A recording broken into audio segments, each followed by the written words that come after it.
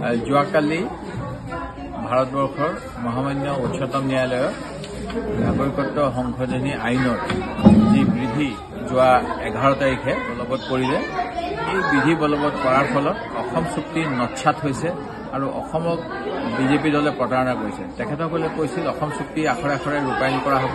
71 চনৰ পিছত অহা কোনো বিদেশীক ভাৰতবৰ্ষৰ অসম প্ৰদেশত বসবাস কৰিবলৈ অনুমতি দিয়া নহ'ব আৰু যদি এনে কৰিব লাগে তেতিয়াহ'লে নাগৰিকত্ব সংশোধনী আইনৰ আওতাৰ পৰা অসমক বাহিৰত থ'ব লাগিছিল। কিন্তু সেয়া নকৰি অসম চুক্তিক উলংঘা কৰিলে। এই কথাটো অতি দুখনীয়, কাৰণ আমি সকলোৱে জানো অসম চুক্তিৰ যোগেদি অসমত স্থায়ী শান্তি আনিবলৈ সেই সময়ৰ প্ৰধানমন্ত্ৰী ৰাজীৱ গান্ধী ডাঙৰীয়াই যত্ন কৰিছিল আৰু অসমৰ সকলো ৰাইজে এই চুক্তিখন মানি লৈছিল যাতে আমাৰ অসমত কোনো বিদেশী নতুনকৈ আহিব নোৱাৰে। কিন্তু আপোনালোকে জানে নাগৰিকত্ব সংশোধনী আইনৰ যোগেদি 2014 চনলৈকে ভাৰতবৰ্ষত প্ৰৱেশ কৰিব বিচৰা যি এটা বিশেষ ধৰ্মৰ বা কেইটামান বিশেষ ধৰ্মৰ লোকক এই আইনৰ যোগেদি সুবিধা দিয়া হ'ব আৰু এনে কৰিলে ভাৰতবৰ্ষৰ যি ধৰ্ম নিৰপেক্ষতা, যি সংবিধানে আমাক সকলোকে সমান চকুৰে চাবলৈ দিছে, এই গোটেই কথাবিলাক অবান্তৰ হৈ পৰিব। যেনেধৰণেৰে অসম চুক্তিখনো অৰ্থহাৰশূন্য হৈ পৰিব।